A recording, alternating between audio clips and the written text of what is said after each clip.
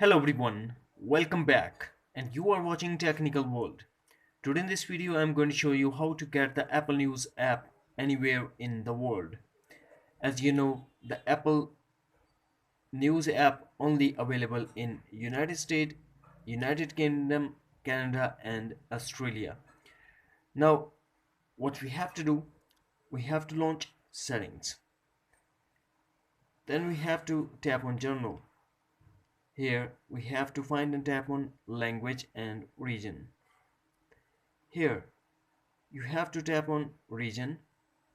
Now tap on search and search for United States.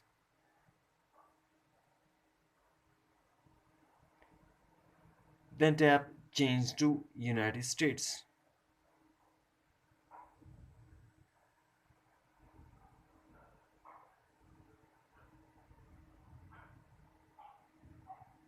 Setting region. Now we have to wait for a couple of seconds.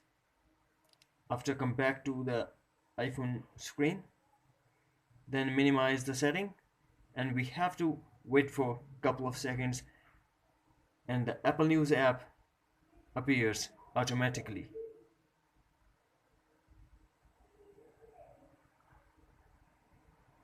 Here we go.